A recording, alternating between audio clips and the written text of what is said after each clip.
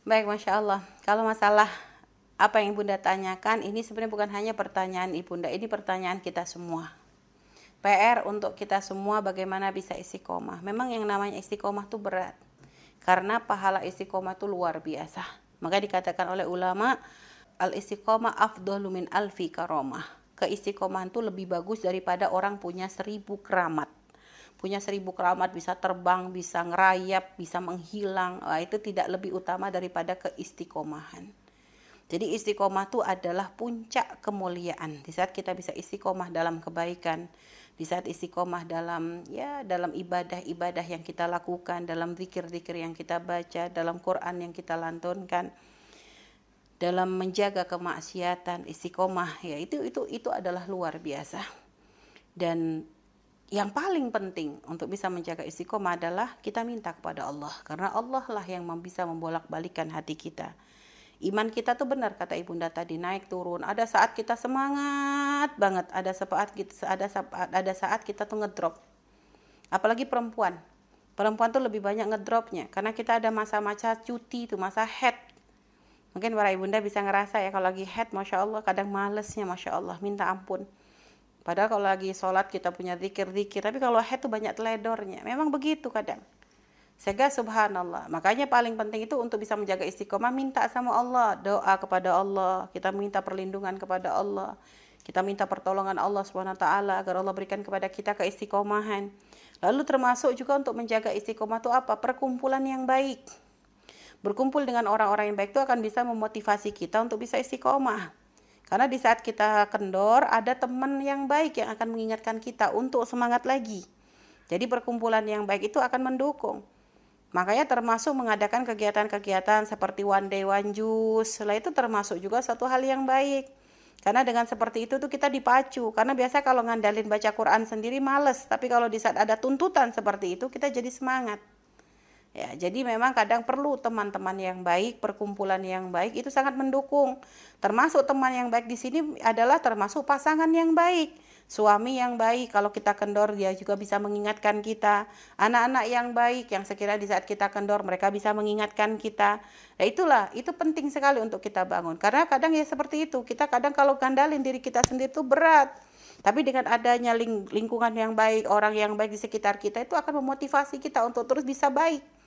Nah, maka itu tadi Bunda yang harus diperhatikan supaya kita bisa istiqomah tetap dalam kemuliaan. Selain kita berdoa kepada Allah, berada di lingkungan yang baik itu akan sangat membantu kita untuk bisa istiqomah. Ya, dan memang mujahadah, memang harus terus kita berjihad, terus berjuang. Kalau makanya termasuk cara supaya kita tuh bisa istiqomah, di saat kita sudah biasa melakukan sesuatu lalu kita tinggalkan, maka usahakan kita qadha. Contohnya, hari ini kita punya kebiasaan zikir yang kita baca. Anggaplah zikir apa? Boleh zikir maksurat, boleh, atau zikir wirdul latif, rotibul haddad, mungkin boleh. Misalnya Ibunda punya kebiasaan membacanya di pagi hari. Ternyata pagi ini nih gak istiqomah. Maka Bunda langsung niatkan, harus saya qadha. Harus saya qadha artinya nanti dibaca di siangnya, atau dibaca di malamnya, atau dibaca di besoknya double. Jadi begitu, itu termasuk cara melatih istiqomah. Sama termasuk, makanya kayak ada sholat sunnah tuh ternyata boleh diqadha.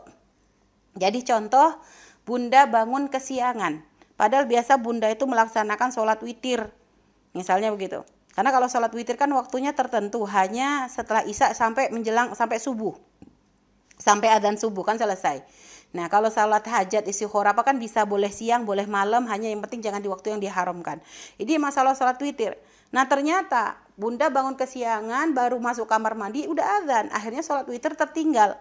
Padahal biasanya Bunda selalu berusaha untuk sholat witir. Maka gimana? Ini termasuk untuk melatih diri agar kita bisa istiqomah. Sholat witirnya boleh dilakukan. Ini dalam mazhab kita Imam Syafi'i ya Bunda, bukan saya ngarang.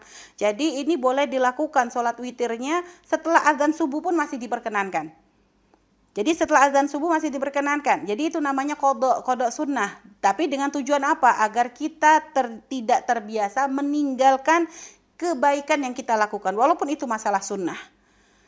Sama, duha waktunya adalah sampai zuhur. Ternyata kok waktu itu kita gara-gara kesibukan sampai gak sholat duha. Maka lakukan sholat duha walaupun sudah masuk duhur. Gak ada masalah. Jadi mengqadha sunnah itu diperkenankan dan tetap dapat pahala. Yang penting jangan terutin. Kalau rutin namanya niat memang. Jadi witirnya diganti habis subuh, gak bener. Ini kalau yang namanya kayak gitu tuh sekali-kali lagi teledor, ya seperti itu. Makanya termasuk bunda yang misalnya punya kebiasaan sholat qobliyah subuh. Qobliyah subuh itu pahalanya luar biasa. Ternyata pada waktu itu bunda kesiangan, sampai akhirnya ketika sholat jamaah di masjid, sholat subuh sudah dimulai, sehingga bunda gak sempat qobliyah subuh. Maka nanti qobliyah subuhnya boleh bunda lakukan setelah sholat subuh. Tapi katanya setelah sholat subuh haram sholat. Enggak, itu tidak semua sholat yang diharamkan setelah sholat subuh. Jadi hanya sholat mutlak dan sholat yang punya sebab mutaakhir. Ada nanti.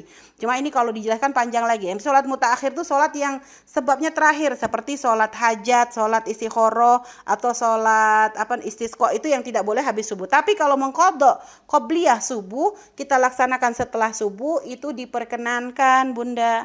Jadi ini bukan omongan kami, ini ada dalam mazhab kita Imam Syafi'i.